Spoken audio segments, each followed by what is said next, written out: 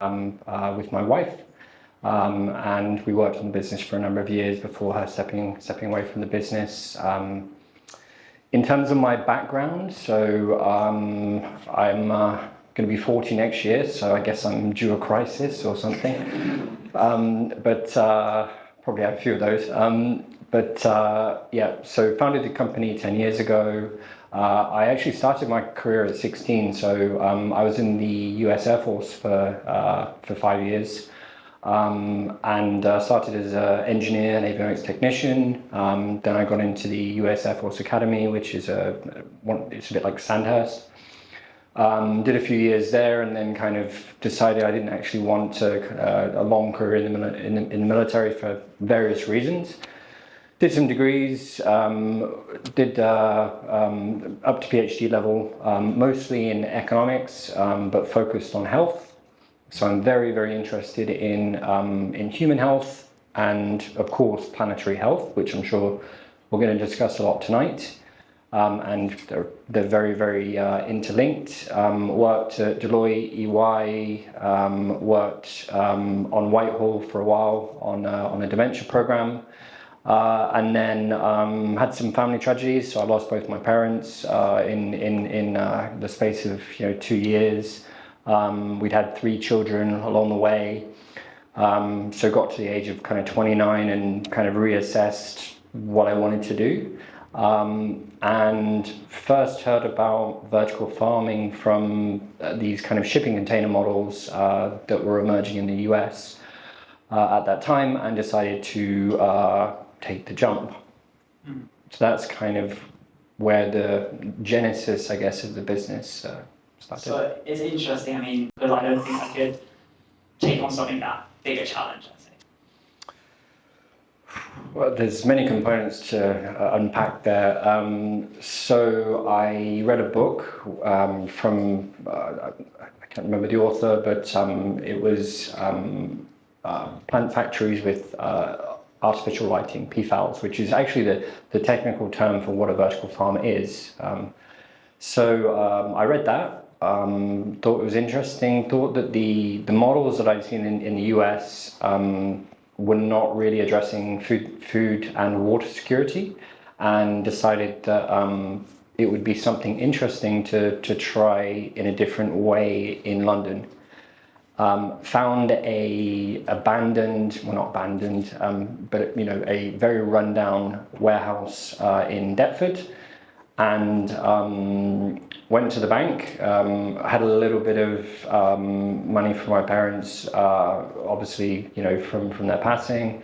Went to HSBC, who were very supportive, and took a full debenture on all my assets, put everything at risk, and then spent probably, I'd say, the first 6 to 9 months figuring out, we obviously used a different technology provider initially, because knew nothing about the technology.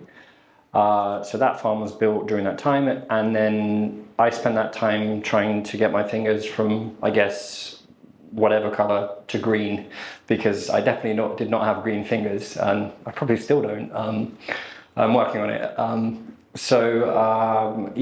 Got to that point, and then just for the first 3.5 years of the business, we are what's classified as growers. I guess I should actually probably give a kind of a just overview of what vertical farming is. Sure. Yeah. For people that don't know, so vertical farming is the movement of crop production indoors, and the way that I try and convey it is the eliminating all the variability that exists outdoors. So obviously you have to use artificial lighting, so LEDs. We don't use soil, for example, because soil brings in a lot of bacteria. It also brings in insects and so on. All these things are clearly very bad. And it's stacked, so it's more efficient per meter cubed. I can get into a lot more detail later on if you want about plant algorithms and growing algorithms and our systems, But essentially, it's using less land to produce crops in a better way. It's weird to say in a healthier way. And I guess one other way to present it would be building on my healthcare background and life sciences background is, building a system or using a system that's preventative and diagnosing crops and then treating them and then sending them out to the world for people to eat. So yes, we spent the first 3.5 years as growers using other people's systems. We built up a customer base of probably 100 plus restaurants. This is not just 3 Michelin star food. We work with people like Marcus Waring, Tom Aikens, and so on. But anything from that through to catering, we were able to compete at price parity, which I think is very, very important. It should not be something that is just because it's better produced. It should not be a price premium. I'm very, very against that. So I did that, and then I guess in about 2020, we were doing okay, but competing against the kind of the big players in the industry that were kind of all those horizontal farms. Is that like the? So yeah, when I say the big players in the industry, it mostly glass houses that were selling into New Covent Garden Market, and then we're going out to the distributors, then to the restaurants. Very challenging when you don't have scale, right? When you're investing 100K into a farm. I was working literally 7 nights a week, starting at 7 p.m. My wife was doing deliveries in the morning, and whilst I was watching our kids, waiting for her to come back so I could sleep, and then having to go out and actually find more customers, right? It was really, really tough for those first couple of years. So we got to this point where we already realized the technology that we were using was not right. It was not integrated. It had been piecemealed together from greenhouses, predominantly the Dutch, who were amazing at that, and that we needed to change our model and call it fate or luck or whatever, but we were at a place where we literally had almost zero cash. We were packing up our boxes to actually move back to my wife's home country of France in Paris, and I sat down 2 days later and sat on seats like this, but they were barrels at a tapas bar, and raised £4.1 million. And then we were like, okay, now we can actually do what we want to do.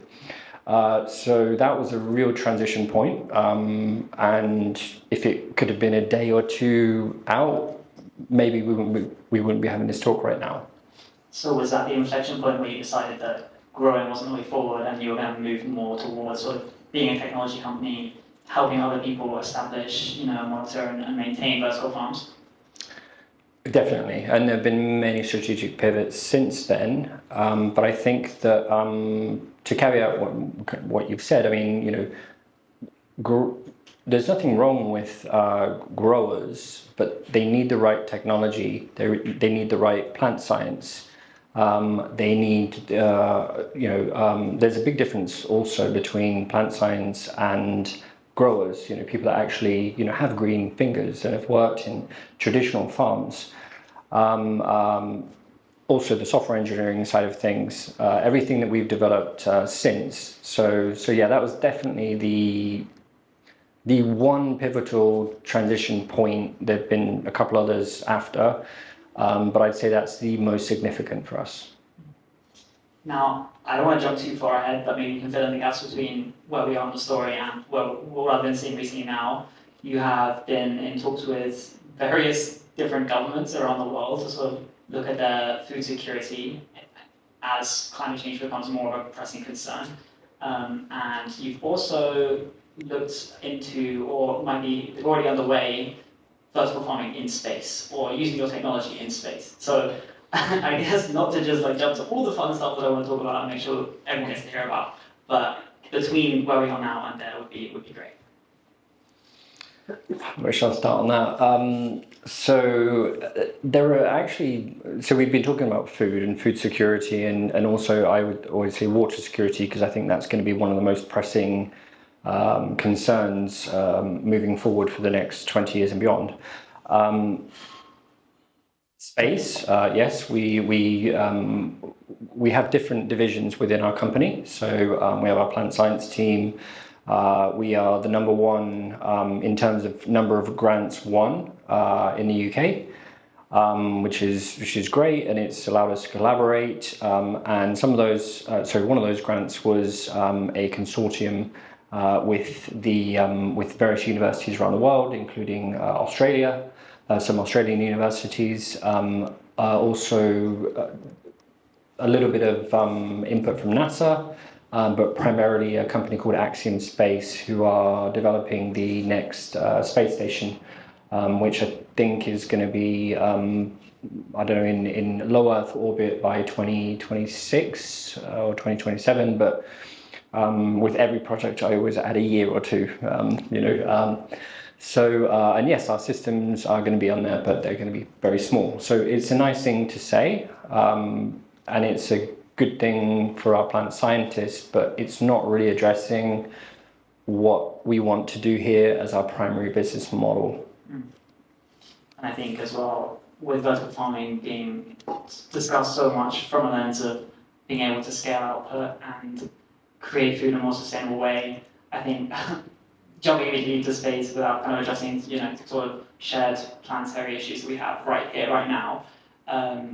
So going back to that, can we talk about unit economics and some of the major issues that I think keep reappearing in discussions around vertical farming? It seems to me like vertical farming had a lot of hype, especially back in 2020. Lots of people entered, lots of people, got shaken out or went bust. But obviously, you persisted. It seems to me like labour costs and sort of ongoing maintenance of really, really technical stuff means it's just hard to compete. And when we're talking about quality of produce, right, nobody's actually paying extra, well, maybe in cases of sort of restaurants, for vertically grown crops. So how do these farms stay sustainable, and do you see that sort of changing in the future as sort of food security becomes an even bigger issue? So I think there's 2 points here. One is vertical farming as a standalone model, and we can talk a bit more about integrating with high-tech glass houses and so on, because actually I think that's more of the future and more of the addressable market globally. I don't believe in these very small-scale shipping containers, right? They're good in terms of community involvement, in terms of education, in terms of talking about food and the importance of nutrition and so on, but they don't work, right? Actually I'll merge the 2 points into one, but there are regions around the world that eminently have far more acute issues in terms of food and specifically water security than the UK. We're pretty, farmers are struggling here, but the MENA region, also very cold regions like, for example, Canada, there are huge issues that are going to become worse and worse and worse. And I don't want to sound pessimistic, but I think, I attend, a lot of these different conferences around the world. I'm not going to name them on this because it's being filmed, but there are a lot of promises made and they're never delivered. Everybody's high-fiving each other and saying, yes, we're going to, temperature's only going to go up by X amount. We already know that we've missed that. And I worry for my children, really. I won't be around. I worry for my children's children. I worry for inequality and mass migration and population growth. And people talk a lot about population growth, but it's actually more the fact that as populations grow, they migrate more towards population centers. So there are so many problems. Now, does vertical farming solve all of those? No, no way.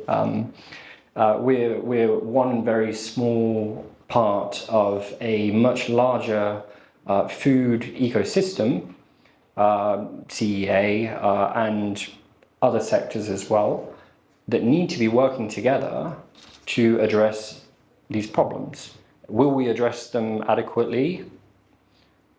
Probably not, without a lot of negative externalities. If we look at geopolitics right now, it is horrific.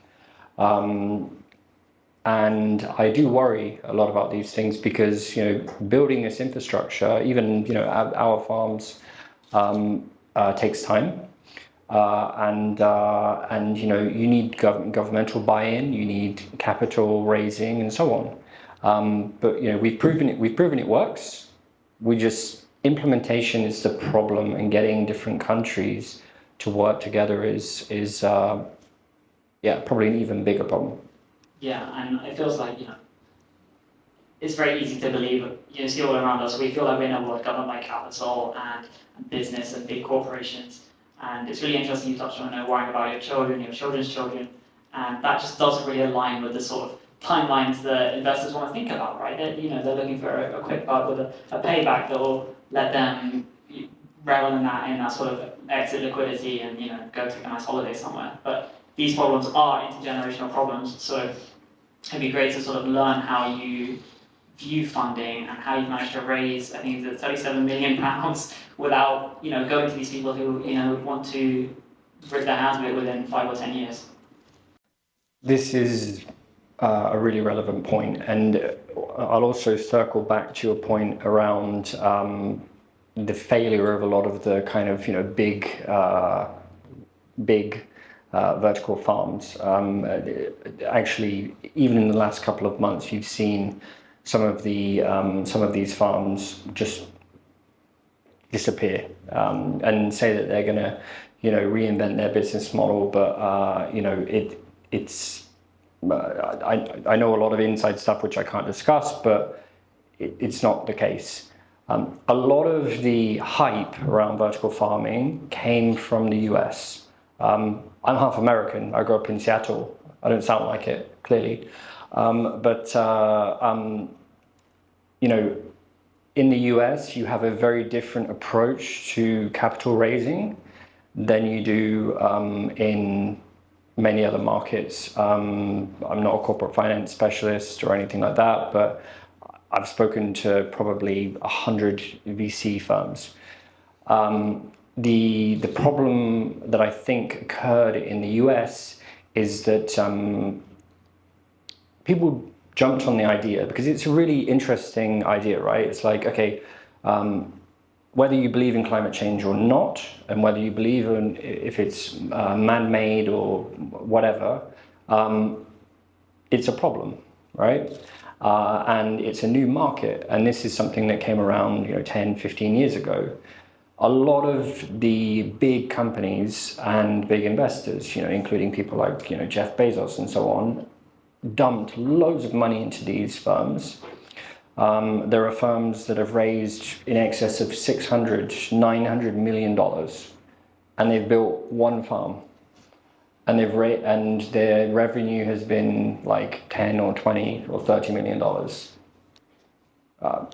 Go figure. If anybody can tell me how that works as a business model, unless there's some kind of genius, algorithm or something that's come out of that, or something involving genetics, which genetics is very obviously expensive to develop, then it's a complete farce. And really, I'm honest in saying that the US has been the driver of a lot of the negativity around vertical farming and wider CEA globally, which has been very unfortunate. But actually, I think it's coming to a head. And from a positivity standpoint, we can say that we should take the learnings from those failures and make sure that they don't happen again. It's not, vertical farming and CEA is not going to disappear. What and then moving more on to the point around funders need to understand that this is different, right? We rely on 5 or 6 crops globally. Vertical farms at the minute have really only grown things like lettuces, baby leaf salads, strawberries, debatable, and a few other crops at price parity. Price parity being very important. And sorry, when I say price parity, I mean versus imports. That's very, very important, especially if you don't want to increase inequality. I think the VC firms, so VCP, have been used to investing in companies and new sectors. So when they heard about vertical farming and expecting 2 to 5 year returns, right? We're talking about commodity crops here, right? I'm not even talking about those 5 or 6 things, including wheat and rice. Look at what's happening in Ukraine. The breadbasket of Europe. Look at what is happening in Vietnam, where you've got mass migration. So there really needs to be a change in the ideology and the expectations for VC funds and so on. All of the capital that we raised in our company, as you rightly said, we've raised 37 million, and we're hopefully about to raise another 30 for tech development, and then also building farms, which is just obviously revenue, has been from family offices. And this has been from family, intergenerational wealth, who believe in the concept of what we're doing, right, and want to address it. We've been offered we've received many offers from VC firms over the years. I have nothing against VC firms, but we just can't meet their expectations because I don't believe that a lot of them really fundamentally understand all of the different elements involved in our sector to make it a success. That's fascinating, and I can see why you would go towards that sort of family office style, and you might find people a little more receptive and understanding of the problem. I'm conscious we're coming up on like 30 minutes, so I'd be really interested to get any questions from the audience if anybody has. Oh wow, that's a huge show of hands. Let's start with you speaking first. So yeah. So are we missing something? If we think about the pace of change that's required, if we're going to address some of the food security and, let's face it, national security issues related to food, and we can't meet the expectations of VC funds in terms of growth and return, are we as a sector, as people who are involved in like plant science, food systems, supply chains, are we missing something? Is there some element of scalability or technology that we haven't tapped into? Or is it expectation management that it is just that slow? It's a bit of both. So it's definitely slow. For us to build a scalable. So, for example, we're looking at building a very large farm in Saudi at present. That's going to take 2 years to build, and you then have to build in, something on top of that. So there you go. You got 2.5 years, down the drain basically before you even start producing, right? The expectation management thing is, I don't think we're going to hit, as I said, we're not going to hit our targets and so on. It is what it is. Now, are we missing something? Genetics has a big role to play and when I say genetics, I'm more specifically talking about gene editing. I'm not, a geneticist, but our chief scientific officer is. We're starting to focus more on specific crops, but my concern is that I sometimes get this wrong, but I think the 5 or 6 crops that we get 70 or 75% of our energy from, we're way off of that, right? And if you look even 5 or 10 years in the future, my prediction is that, unless there's some serious change in terms of genetics, and it's implemented very quickly, you've got the implementation issue, clearly, that we're in trouble. So my prediction is that prices are going to go way up in every country. There will be, sorry, this is going to sound horrible, there will be water wars, which are already happening, right? You've just had a big dam built in North Africa, which is going to potentially block the Nile, right?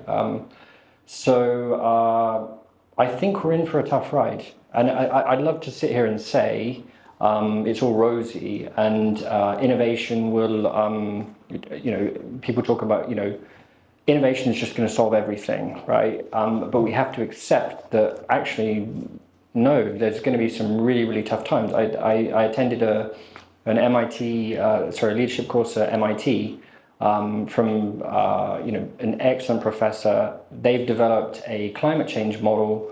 I don't have the web address, I wouldn't remember it here, but I suggest you go to that. It's been developed over 20 years and it is amazing. It's got every variable, and if you look at it, you will be scared by the impact of the relative impact of innovation compared to everything else that needs to happen globally to actually have some impact of a material impact of change.